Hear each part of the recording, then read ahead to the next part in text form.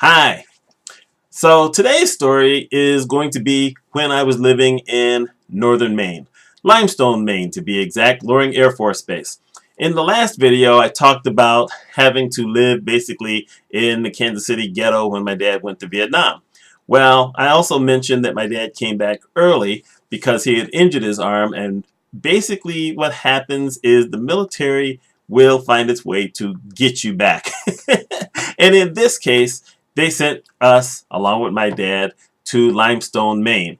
If you look at it on a map, you will be hard pressed to find it. It is north. It is so far north that when I gave a presentation in Ogunquit, Maine, which is near where the first President Bush used to go on family vacation, and I told them that I had lived in Limestone, Maine, everyone was aghast in the room and said, "What the heck were you doing way up there?" It's a long way up. It's pretty close to the Canadian border. It's in what they call Aroostook County, which is hard to say, but there's almost no cities up there. I mean, no towns. I think there were 3 or 4 that were further north than us. So this was a rare event. And this is the 1970s. Now, on an Air Force base, everything is fairly racially balanced in its own way. You have a lot of black people, you have a lot of Asian people, you have people of different religions. I don't know if we had tons of Indian people, and by Indian I mean from India. I don't know, but I knew we had a lot of other Asians. And that was on base. Off base, this was about as rural as you could get. I mean, you were so far from everything that the biggest thing besides President Nixon showing up in 1974, before he went back to Washington and then resigned pretty quickly after he got back, was that the Osmond brothers came to Holton, Maine, which was about 3 hours away. That was the biggest thing that ever happened in the time that I was up there. So there you go. I'm setting that as perspective because the 70s was a different time period. We can even go back to the 60s. You did not have a lot of black people on TV. It was a rare event. These days, we're everywhere, although still not as entrenched as some of us would like to be, but still, we're on TV. But back then, you didn't have as much. You had an occasional Flip Wilson show. At the time that this story takes place, you didn't have Sanford and Son on yet. All in the Family was on, and every once in a while they had a black character as a guest. But, you really didn't have a bunch. Okay, we had Bill Cosby off and on, and Bill Cosby shows were weird back then. It was before Fat Albert cartoons. So anyway, it was rare, really, to see us on TV unless it was sports or music. What was very rare is to see black people off base almost anywhere in Maine. Now, what happens with the military is the same kind of thing that happens with migrant workers. Every once in a while, someone decides, you know what, I'm staying here. I'm done moving around. I'm done. I'm just not going to go. So close to the base, there were some black people who they retired and decided they were just going to stay in Maine. Don't know why. When you had a whole bunch of minus 30 days, minus 25, you got blizzards and a heartbeat. But that's just how that goes.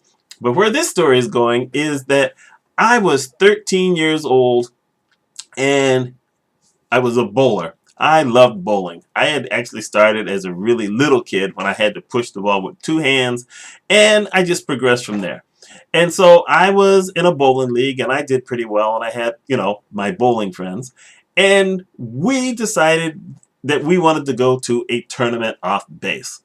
And this was a big deal because no one from the base had ever gone to a tournament anywhere in the state.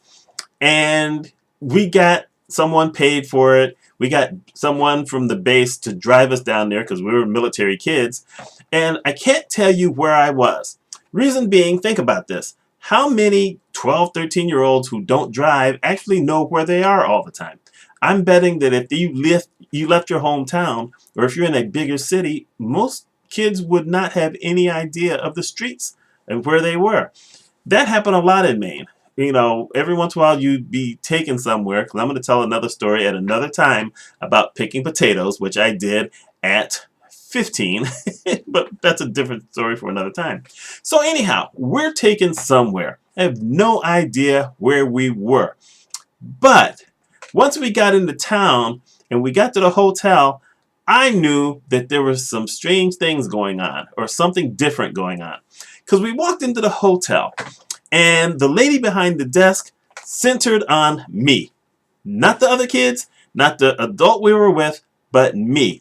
Had this big smile on her face and she was just ecstatic, and she took care of us and she gave us the rooms, the keys to the rooms.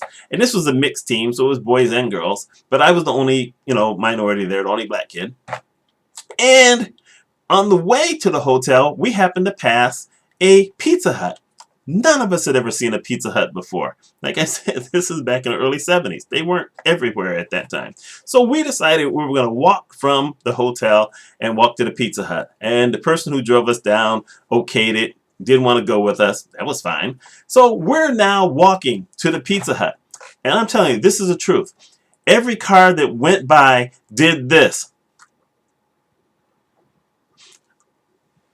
Every car did that. I'm pretty observant, and I noticed that. And so I told the people I was with, the kids I was with, every single car that goes by is just staring at me.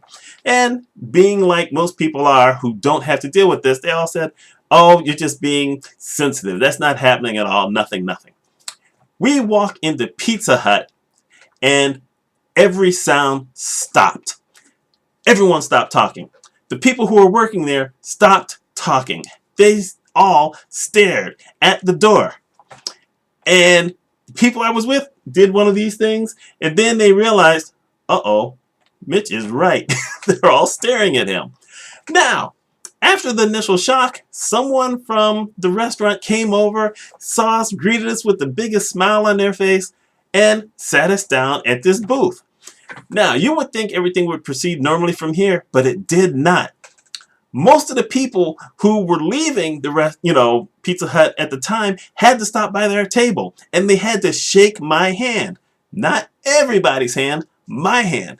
They had to shake my hand. This is in the days before there were smartphones. Most people didn't walk around with cameras, so there was no one there to take any pictures of this. But it was so odd, and the people I was with, like I said, we're all military kids, they were stunned by this. Now, the strange thing is, if I hadn't lived in Kansas City, where suddenly I was in a, all-black school, this might have shook me up, but it didn't.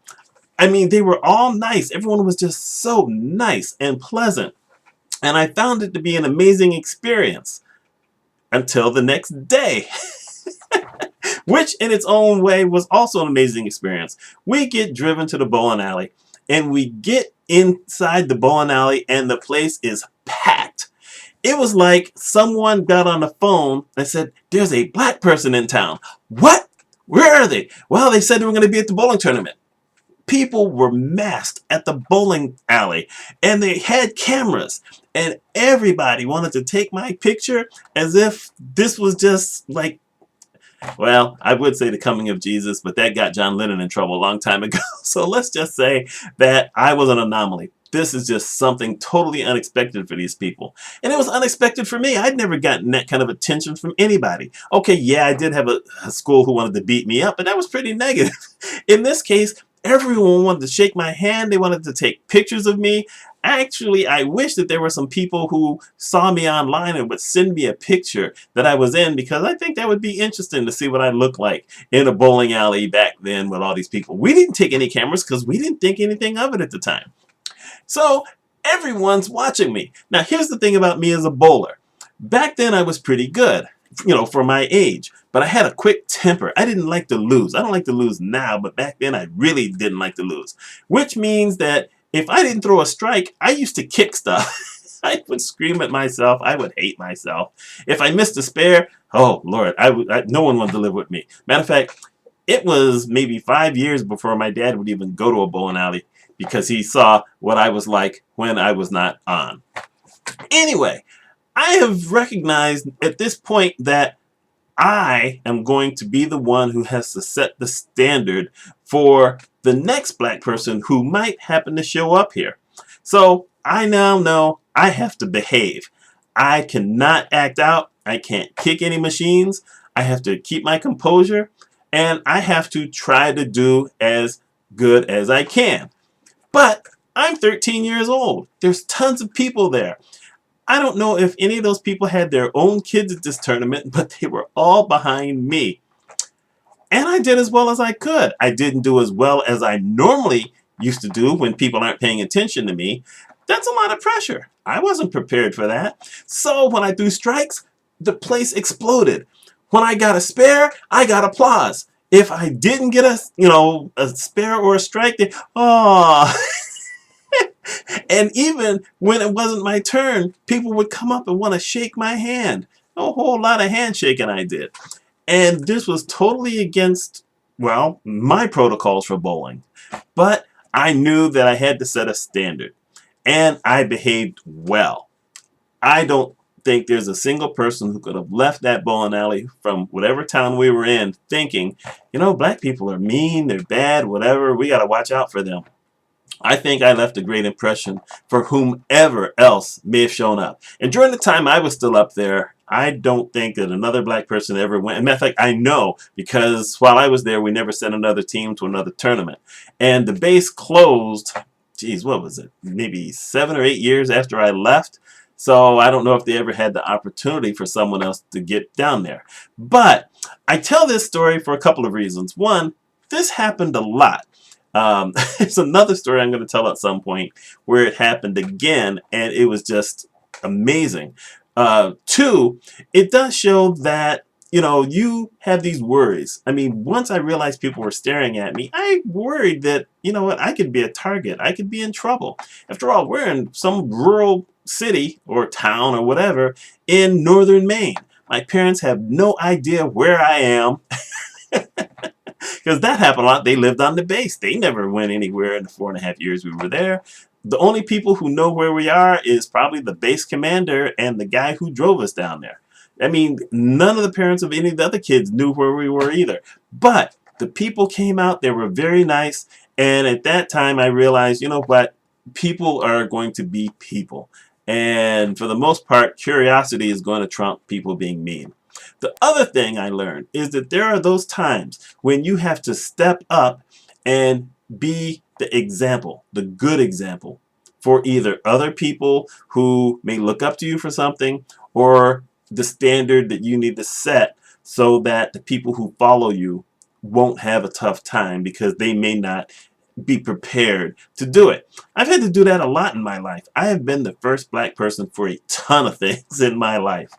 And luckily, like I said, if I hadn't spent that time in Kansas City, and if I hadn't started reading all these books on black history very early when I first moved to Maine, I might not have been prepared to know that I had to change roles and be something different. Not that I was a bad kid, but like I said, I had a temper. I had a sports temper. I played with fury. I wanted to win all the time. But in this particular instance, I knew it was more important for me to set the standard and behave. So that's my story. Let me know what you think about it, whether you want to know about bowling, northern Maine, being black in northern Maine in the early 70s. Like I said, I'll have another story coming next week talking about one of my other adventures. But this is something that in 2017, there's going to be a lot of young people who are going to be stunned to know that that was the kind of thing that happened back then. There's going to be a lot of people probably my age who had never thought about it. And that's just my story. Anyway, my name's Mitch Mitchell. Hope you enjoyed the story. Let me know your thoughts. Y'all take care.